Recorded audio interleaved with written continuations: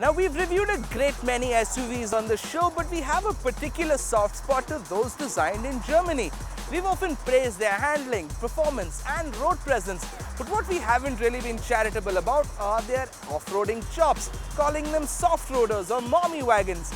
Well, Audi seems to have taken particular offense to our nonsense banter and decided to set us straight. This time in the deserts of Rajasthan with the Q5 and the Q7. Kailash Menon has more. Soft roaders are beautiful things, aren't they? I mean, you get the butch, brash look of an SUV and the comfort and convenience of a sedan. For example, check this one out. It looks great. It's got all the technology to eat any mountain, but yet these soft roaders sadly somehow don't translate into good off-road performance. But wait a second, maybe I'm talking too soon. I'm here for the Audi drive experience. It's pretty simple. We're going to take a couple of Q5s and Q7s and go dune bashing. The big question is, will these softies survive? Well, we'll find out. Yup, these are the cars of the stars and corporate fat cats. Soccer moms stuff their bratty kids and Gucci shopping bags into them. Mostly, they're used on road. But today, these SUVs were all set to sweat in the sun and test their off-road mettle.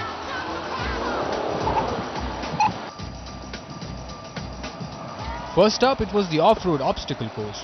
But hang on, there were no cliched steel ramps. There were pits dug deep to challenge the Q7's towering ground clearance.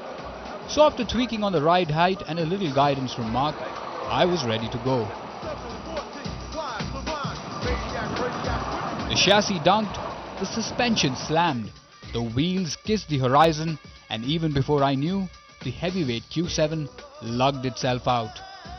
Now the Q7 is brilliant on road and there's no doubt about that fact, but this is my first time out off-road with the Q7, though it has all the right assets. I mean, it's got the legendary Quattro system by its side, it's got the ESP, the hill descent control, you name it and they've got it, but I never had the balls to take it out. But after this off-road trip, after this drive, I have to say I have a newfound respect for the Q7. I mean, it's great on road and it can handle, let's say, a little more than mild mud plugging too. Thereafter, we stepped into the fat-free Q5, slid through the slaloms and climbed the crests. The torquey nature of the SUVs demolished the dunes.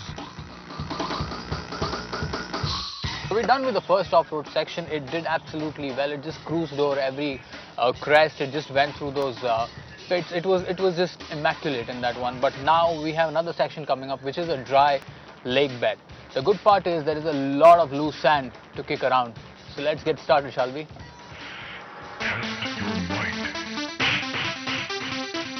Next up, it was a race on the riverbed. Every motoring publication and television show participated, and the deal was to clock the fastest time in the sand sprint on an Audi Q5. Wondering who emerged victorious? Times Drive was the fastest publication in here, but you know us, we are so modest, we won't talk about it. The far more important thing out here was I thoroughly enjoyed the car and the way it handled the sand. It was just brilliant and had a lot of fun doing that. So after a day drifting in the dunes and sprinting in the sand, the cynic in me had been silenced. And honestly, post the drive, I have developed a newfound respect for the Q5 and the Q7 clan. So the day has come to a close and now it's time for the report card. I mean, the Q7 did exceptionally well at the off-road course.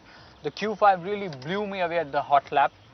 So the moral of the story is if you have one of these beasts and you've never thought of off-roading or you never had the to take them out off-roading, I suggest you do that because you know why? These can handle a mild amount of mud plugging. So go out there, have fun. Just don't get too adventurous. It's the word of caution because at the end of the day, these are softies.